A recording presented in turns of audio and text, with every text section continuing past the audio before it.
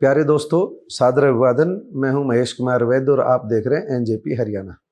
आज हम चर्चा करेंगे राव इंद्रजीत सिंह के 4 जून के उस भाषण की जो उन्होंने जीत का सर्टिफिकेट लेने से पहले अपने रामपुरा स्थित आवास पर जुटे समर्थकों के बीच दिया था। यह भाषण काफ़ी महत्वपूर्ण है और काफ़ी चर्चा में आया हुआ है।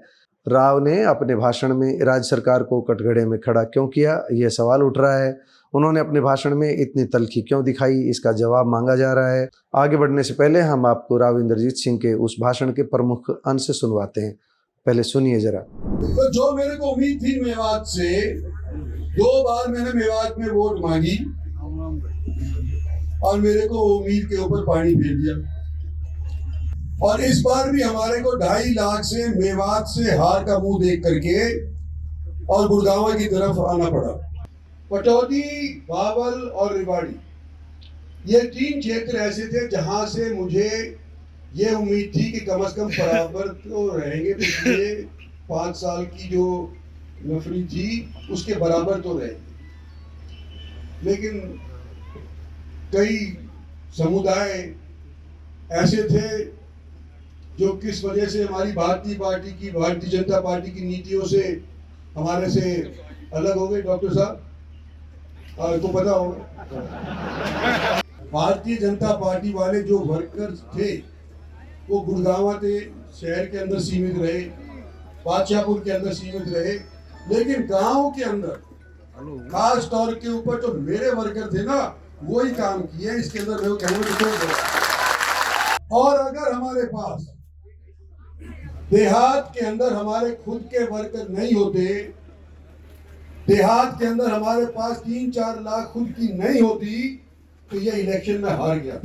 कमाल की बात यह है कि धर्मवीर हमारे बगल वाले हल्के के अंदर 4 हल्के पड़ते हैं हमारे, और सारे के सारे हार रहे थे। और मेरे जाने के बाद जब वोटिंग पड़ी तो आज परिणाम हुआ, तो सारे 4 हल्कों के अंदर आज के दिन भारतीय जनता पार्टी के उम्मीदवार चौधरी धर्मवीर जीत करके निकले। आज के दिन देखो, लोकसभा का चुनाव सब कहते 400 पार, 400 पार, 400 पार, और मेरे से ये पूछे थे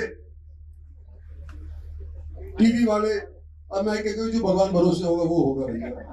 मेरे से मैं झूठ कैसे बोल दूं कि मेरा दिल ही नहीं मान रहा कि 400 पार जाएंगे। आज के दिन आपके बीच के अंदर आकर के ये संदेश देना चाहता हूँ कि हरियाणा के इलेक्शन हो सकता है समय से पहले भी हो जाए, और आरती को मैं लड़ाऊंगा। हमारे को इस चीज का ये है, थोड़ा सा मलाल समझ लो कि हमने 2 बार हरियाणा के अंदर सरकारें बनाई, और हरियाणा की सरकार बने पीछे गुड़गांव के अंदर जो मेरे को नुकसान उठाया कि आज बिजली नहीं आ रही, आज कूड़ा नहीं उठाया गया, आज ये नहीं हुआ, आज मतलब सूरज बंद है। भाई ये सरकार हमारी 10 साल चल करके ये हमारे गुड़गांव में ही होना था, सूरज नहीं उठा, गुड़गांव में ही होना था, क्योंकि बिजली सरप्लस है। अगर बिजली सरप्लस है तो ये 10-10 घंटे क्यों कटा होगी, इलेक्शन के दौरान क्यों हुआ, और गुड़गांव में क्यों? मुझे औरों का पता नहीं, गुड़गांव में क्यों, रेवाड़ी में क्यों, गुड़गांव में लोकसभा में क्यों, ये सवाल पूछे जाएंगे। पार्टी के डिसिप्लिन में मैं रहा, पार्टी के डिसिप्लिन में आती रही। हमने चाहा कि नरेंद्र भाई मोदी को प्रधानमंत्री बना दिया जाए, तुमने बनाया, हमने बनाया, अभी भी आज के दिन देश की जनता ने बनाया, नरेंद्र भाई मोदी बन गया। हरियाणा का चीफ मिनिस्टर कौन होगा?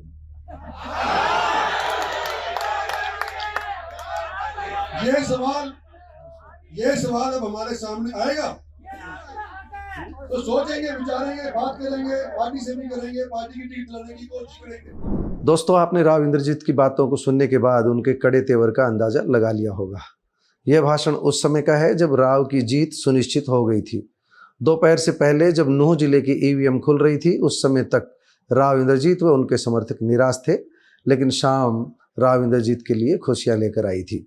जो लोग राव को निकट से जानते हैं वह यह भी जानते हैं कि इंद्रजीत ने ऐसे तेवर कोई पहली बार नहीं दिखाए हैं। वह अपने कार्यकर्ताओं में जोश भरने के लिए पूर्व में भी ऐसा करते रहे हैं। अपने कार्यकर्ताओं को ये कहते रहे हैं कि हमें कुएं के मेंढक बनकर नहीं रहना है।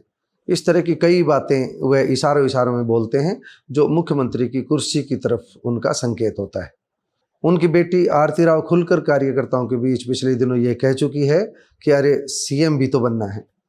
राव इंद्रजीत अपने कार्यकर्ताओं में जोश भरने के लिए पूरे होश के साथ इस तरह के संवाद बोलते रहे हैं।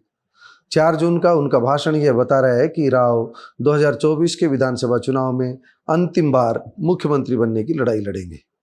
उनके पिता स्वर्गीय राव वीरेंद्र सिंह को कुछ माह के लिए यह मौका मिला हुआ है, इसलिए उनके मन में सीएम बनने की इच्छा होना कोई गलत बात भी नहीं है, मगर ये तभी संभव है जब अहिरवाल में उनका दबदबा कायम रहे। इस बार राव इंद्रजीत अपना ताव इसलिए दिखा रहे हैं क्योंकि महेंद्रगढ़ जिले की सभी 4, रेवाड़ी जिले की 2 और गुरुग्राम जिले की सभी 4 विधानसभा सीटों पर भाजपा को बढ़त मिली है। इस बढ़त में निश्चित रूप से उनके कदकाठी का योगदान रहा है। अब राव इसी कदकाठी की वजह से अपनी पार्टी भारतीय जनता पार्टी से, अपनी पार्टी भाजपा से विधानसभा में अधिक से अधिक टिकटें हासिल करने का प्रयास करेंगे। अपनी बेटी आरती राव को भी चुनाव मैदान में उतारेंगे और अपने कुछ दूसरे समर्थकों के लिए भी 1-2 टिकटें चाहेंगे। वह यह भी चाहेंगे कि भाजपा उनके दुर्विरोधियों को तवज्जो न दे। यह समय बताएगा कि पार्टी उनके तेवर के सामने कितना झुकेगी, लेकिन यह सच है कि विधानसभा चुनाव तक राव इंद्रजीत की राजनीति ऐसी ही नजर आएगी कि राव पूरी लड़ाई चीफ मिनिस्टर बनने के लिए लड़ रहे हैं। यह राव का अपना स्टाइल है। टारगेट बड़ा लेकर चलना समझदारी की बात है। आपने सुना है न, तोप का लाइसेंस मांगेंगे तो कम से कम रिवॉल्वर के लाइसेंस की उम्मीद तो बनी ही रहेगी। ऐसा नहीं है कि राव रिवॉल्वर का लाइसेंस चाह रहे हैं, राव तो तोप का ही लाइसेंस चाह रहे हैं। राव तो चीफ मिनिस्टर की कुर्सी ही चाह रहे हैं। ऐसा इसलिए क्योंकि अहिरवाल में उन्होंने भाजपा को अपने दम पर पहले 2014 के चुनाव में, फिर 2019 के चुनाव में, फिर विधानसभा में बहुत मजबूत स्थिति में लाकर भाजपा को खड़ा किया है। और इस बार भी जो 11 सीटें अहिरवाल की है, 4 महेंद्रगढ़ की, 3 रेवाड़ी की और 4 गुड़गांव जिले की, उनमें से 11 में से 10 सीटें भाजपा की झोली में डाली है। और एक बात महत्वपूर्ण है कि जो रोहतक लोकसभा क्षेत्र में शामिल है रेवाड़ी जिले की कोसली विधानसभा सीट, वहाँ भी मात्र 2 वोटों से भाजपा हारी है। 2 वोटों का अंतर कोई अधिक नहीं होता। ऐसी स्थिति में हम ये कह सकते हैं कि अहिरवाल में कांग्रेस के पिछली बार की तुलना में मजबूत होने के बावजूद भाजपा ने एक तरह से क्लीन स्वीप किया है। यही राव की ताकत है। इसी ताकत ने राव के तेवर बदले हैं। यही भाषण के पीछे छुपी राव की भावना का सार है। एक बात चलते चलते जरूर बता दें कि यह 1 और 1 2 का नहीं, 1 और 1 11 का गणित है। राव इंद्रजीत को जो ताकत मिली हुई है वह भाजपा की वजह से मिली हुई है। राव को अगर बादशाहपुर और गुड़गांव में बड़ी लीड मिली है तो भाजपा की वजह से। तो हम ये कह सकते हैं राव और भाजपा मिलकर अहिरवाल बेल्ट में एक बड़ी ताकत बन जाता है। इसी ताकत के सहारे राव इंद्रजीत चाहेंगे कि उन्हें एक बार चंडीगढ़ में सर्वोच्च शिखर पर बैठने का मौका मिले। ये समय बताएगा कि भाजपा उन्हें मुख्यमंत्री की कुर्सी का दावेदार बनाती है या नहीं बनाती है, या कांग्रेस और भाजपा के बीच इतना कड़ा मुकाबला होता है कि भाजपा कुर्सी से ही दूर रह जाती है। समय इन बातों का जवाब देगा। आज तो हमने केवल राव इंद्रजीत के भाषण की बात की है, उनके भाषण का सार आपको बताया है। धन्यवाद।